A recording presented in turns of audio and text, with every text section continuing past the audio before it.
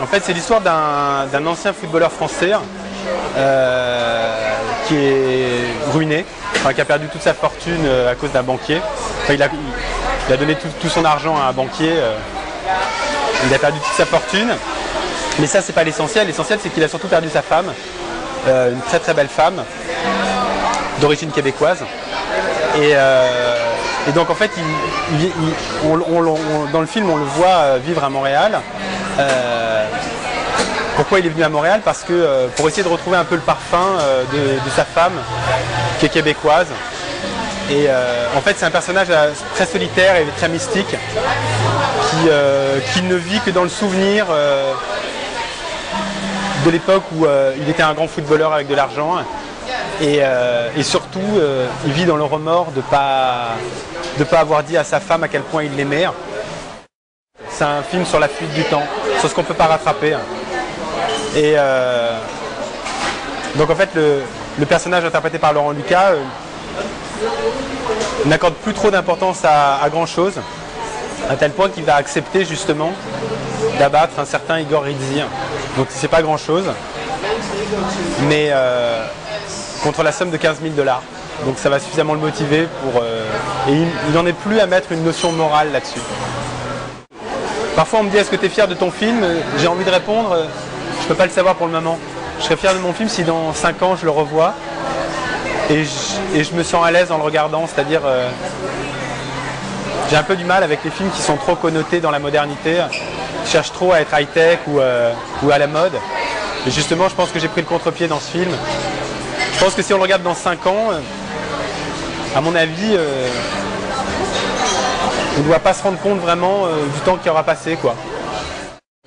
En fait, le principe, c'est que j'avais, comme on dit, quelques milliers de dollars devant moi. Pas des centaines, mais j'en avais un petit peu. Et j'ai passé beaucoup de temps dans ma vie à chercher du financement pour faire un long métrage. Et je pense qu'à un moment donné, quand on a vraiment besoin de s'exprimer sur quelque chose qui compte de façon extrêmement personnelle, si on a la chance d'avoir un petit peu d'argent, il faut se lancer. Mais surtout, bon, j'avais déjà l'expérience de mes courts-métrages, donc j'avais une expérience de production, j'étais capable de produire un film, c'est-à-dire je sais exactement en quoi consiste la production d'un film, je sais ce que c'est qu'un tournage, je sais ce que c'est que des techniciens, donc j'ai recruté toute mon équipe et j'ai financé le tournage. Voilà quel était l'objectif, financer le tournage. Je ne me suis pas posé la question de la post-production dans un premier temps. Donc j'ai financé le film et puis aujourd'hui que le film est à... J'ai été jusqu'au montage de l'image en fait. Et aujourd'hui il y a la société de production Atopia qui a pris le relais du film. Enfin, je me suis associé avec Pascal Madère qui défend un cinéma indépendant de très grande qualité à Montréal. Et je suis vraiment ravi d'avoir rencontré parce qu'ensemble on fait vraiment du bon travail, quoi. Donc du coup mon film est pris en main en post-production maintenant et ça va permettre de finir mon film. Donc en fait le pari est gagné puisque au départ je me suis lancé en sachant que j'avais des limites financières, que je ne pourrais pas finir mon film, donc il ne fallait pas se planter, quoi. Il fallait vraiment que le film soit bon. Apparemment ça a l'air de fonctionner puisqu'on est sélectionné déjà à Toronto et à Venise à la semaine de la critique. Et puis Venise, c'est le panache, quoi. C'est l'Italie dans sa splendeur, c'est la Dolce Vita, c'est Fellini, on a plein d'images colorées dans la tête. C'est le cinéma à l'état pur, Venise, quoi. Donc d'être sélectionné à Venise, c'est extraordinaire, quoi.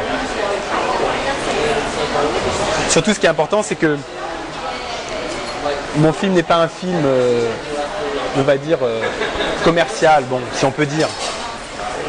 Donc j'avais besoin d'un tremplin important comme Venise pour que ça m'ouvre les portes, en fait. Et c'est pas un film, quand je dis que c'est pas un film commercial, en même temps je sais pas trop ce que ça veut dire, parce qu'évidemment c'est pas Spider-Man, quoi, mais je pense que les personnes qui voient le film sont touchées et ne s'ennuient pas, enfin, parce qu'il y a de l'action aussi. J'ai qualifié le film de polar existentiel parce qu'il y a une enquête qui se greffe à une histoire personnelle. Je voulais pas du tout tourner avec des technologies numériques parce que je pense que mon film est un film qui doit vivre avec le 35 mm. il y a quelque chose d'intimiste et il faut une distance entre le spectateur et ce qui se joue à l'image qui ne peut fonctionner qu'en 35 mm. Donc j'ai travaillé avec très peu de rush, mais avec une solide préparation avec les acteurs, ce qui fait que ça m'a permis dans l'hiver à -20, -30 de tourner parfois à une prise, 2 prises. J'aime pas du tout le numérique. Je suis désolé, c'est peut-être pas très bien de dire ça. Moi, quand j'ai commencé à m'intéresser au cinéma, c'est quand j'étais tout petit. La première chose qui m'a touché, c'est le Super 8, les films en Super 8 pris par mon père quand j'étais petit. Et pour moi, le cinéma, c'est d'abord la pellicule. Et je vis vraiment le déclin de la pellicule par rapport au numérique, je le vis pas très bien. Peut-être qu'un jour je serai amené à faire des films en numérique, mais vraiment je déplore quoi. Je trouve ça vraiment très triste. Et en poste, à l'étape du montage, est-ce qu'il y a des choses qui vous rejoignent dans le numérique? Là d'accord, c'est autre chose. Ça c'est un outil qui permet d'améliorer un travail qui a déjà été fait, c'est-à-dire à partir du moment où le support d'origine est noble, c'est la pellicule. Après, effectivement, qu'on scanne une pellicule pour essayer d'obtenir certains effets, je ne suis pas contre. Mais le support numérique, pour le moment, je ne le trouve pas du tout à la hauteur du 35 mm.